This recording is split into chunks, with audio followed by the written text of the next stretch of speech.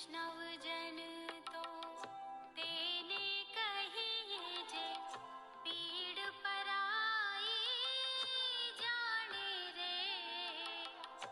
वैष्णव जन तो तेने कहिए जे पीड़ पराई जाने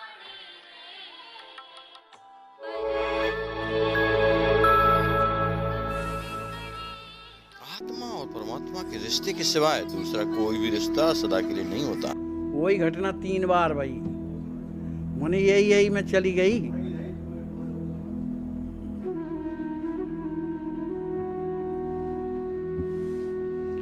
बोलिए श्री सीताराम जी महाराज की जय, सतगुरुदेव भगवान की जय, श्री हनुमान जी महाराज की जय, सब संत भगवान की जय। जय जय सीताराम। काफ़ी दिनों की बात है महाराज, कम से कम 30-35 वर्ष पहले की बात है। 30-35 वर्ष पहले की बात है महाराज। सरकार से जब दीक्षा लिया था तभी की बात है। ये मन जो है हमेशा प्रसन्नता में भरा रहता था, मतलब कोई चिंता नहीं रहती थी। घर में सीमा से ज़्यादा गरीबी, भोजन की स्थिति गड़बड़, लेकिन मन इतना प्रसन्न रहता था। एकदम सरकार की याद आती थी, एकदम सरकार की। और सरकार की वाणी भी हृदय में सुनाई देती थी।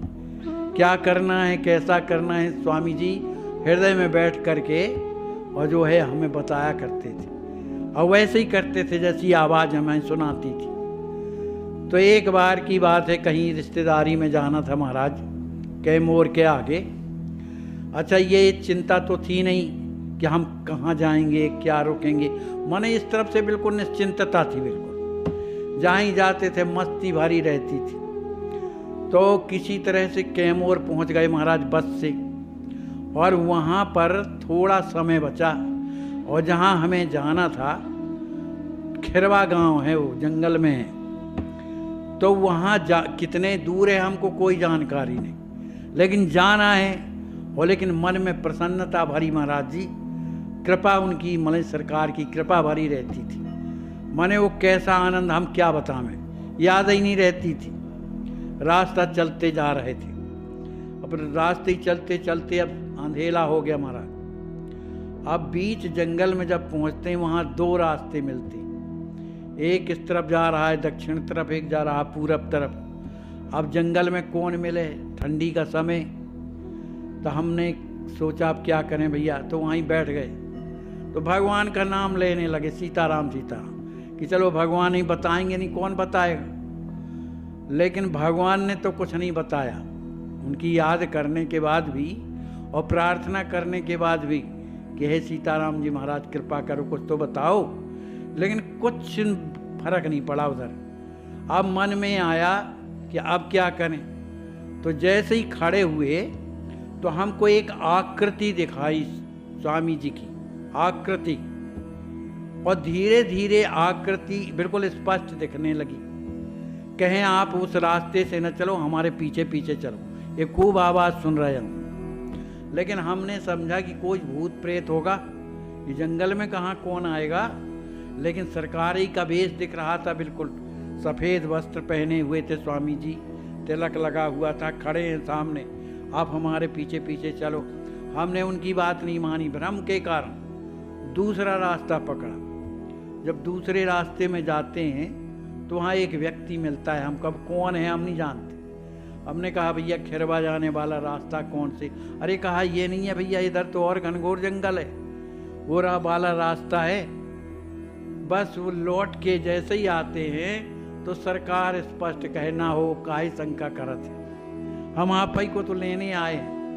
बस जहाँ इतना कहा तो हमको फिर होश ही नहीं, एकदम रोना। हम प्रार्थना की सरकार यहाँ कहाँ है, आप बताओ, आगे आगे चल रहे हो, वहीं के हृदय में विराज जाओ, आगे बताते जाओ कहाँ से का। आखिर ऐसे ही बात करते करते महाराज, और हमको उसी घर में भेज दिया जिस घर में हमको जाना था। हमको बिल्कुल पता नहीं कि वो घर कहाँ है, बिल्कुल उसी घर में कहा यही घर है।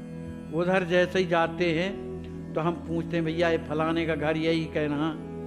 अब हमको ना भूख लगे ना प्यास लगे, एकदम रोना आता था महाराज, बिल्कुल अच्छा नहीं लगता था। एकदम सरकार ने इस तरह से कष्ट उठाया, इस बात का दुख ज़्यादा था। तो हमको रात भर नींद नहीं आई और ना हमने कुछ पाया। बिल्कुल सवेरा हुआ तो स्वामी जी फिर सवेरे आके खड़े हो गए, अभी स्नान तक नहीं किया। कहे ना हो अभी तुम कहूँ और चले, कहा है ना तुम ही। हम कहा सरकार चलना तो है तो फिर नहा धो लें तब न चलें। अब ये बातें वो करते थे, हम उनका उत्तर देते थे, माने वाणी से नहीं, हृदय हृदय में बात हो जाती थी। अब हम जल्दी जल्दी नहाए धोए, फिर इसके बाद कुछ पाया नहीं, तिलक स्वरूप भर किया और बस को स्वामी जी के पीछे पीछे चले। अब हमको ऐसा लगने लगा महाराज जी कि अब हमको गांव लौट के नहीं जाना, अब तो जाएंगे स्वामी जी की सेवा करेंगे, वो अयोध्या ही में रहेंगे और जो सरकार देंगे सो पाएंगे, बाकी हमको कोई मतलब नहीं। माने ऐसा बैराग आ गया महाराज कि हमको अब गांव जाना अच्छा ही नहीं लगता था। अब चलते चलते महाराज एक नाला पड़ता है, जंगल ही तो था, माने दूसरे दिन की बात है। तो नाला के उस पार जैसे ही गए तो स्वामी जी कहते हैं भाई सुना, एक चींटा चींटी का, एक चींटा जा रहा था और उसके पीछे एक चींटी जा रही थी। कहा कि देखा हो एक चींटा जा रहा है ना? हमने कहा हाँ स्वामी जी। कहा ये चींटी भी जा रही है? हमने कहा जी। कहे अगर ये चींटा ना रहेगा तो चींटी का क्या होगा? तो हमने कहा सरकार होएगा जो कुछ होएगा, लेकिन हम तो अब आपकी सेवा में चलेंगे। अरे कहे नहीं भाई, समझा तो वो बात का, बस ऐसा जहाँ उनने हमको उपदेश दिया महाराज, तो जो सिर में ऊपर चढ़ा था दिमाग वो घूम के आ गया हृदय में, मतलब ये ज्ञान आ गया कि हम कहाँ जा रहे हैं। अब अपनी स्मृति से महाराज जी जहाँ जिस गांव में जाना था वहाँ गए।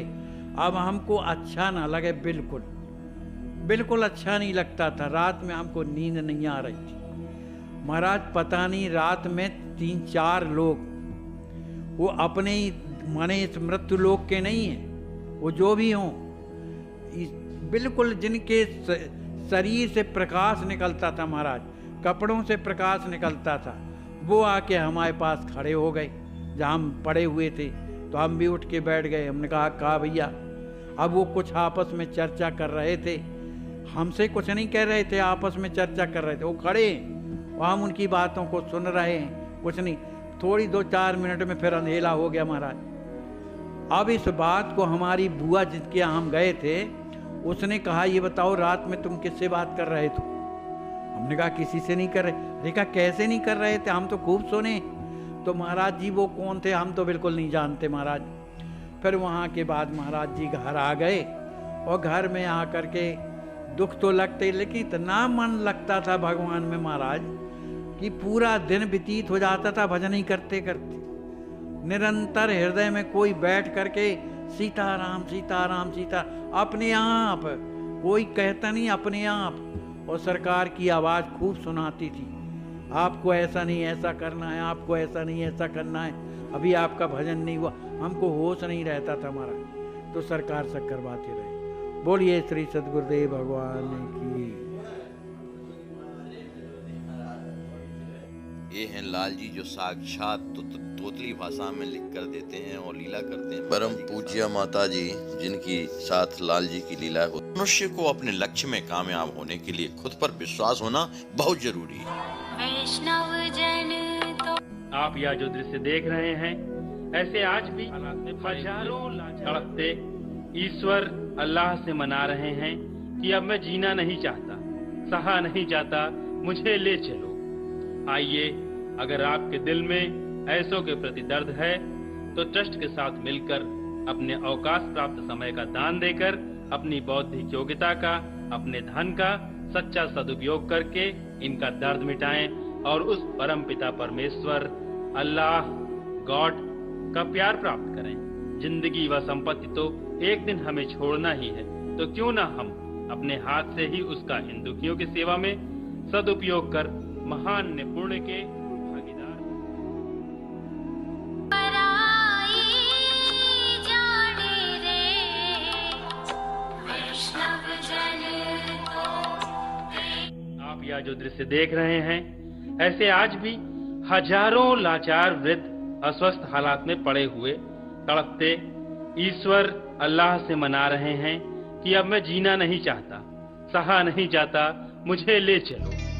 आइए, अगर आपके दिल में ऐसों के प्रति दर्द है तो ट्रस्ट के साथ मिलकर अपने अवकाश प्राप्त समय का दान देकर अपनी बौद्धिक योग्यता का, अपने धन का सच्चा सदुपयोग करके इनका दर्द मिटाएं और उस परम पिता परमेश्वर अल्लाह गॉड का प्यार प्राप्त करें। जिंदगी व संपत्ति तो एक दिन हमें छोड़ना ही है, तो क्यों ना हम अपने हाथ से ही उसका दुखियों की सेवा में सदुपयोग कर महान पुण्य के भागीदार बने।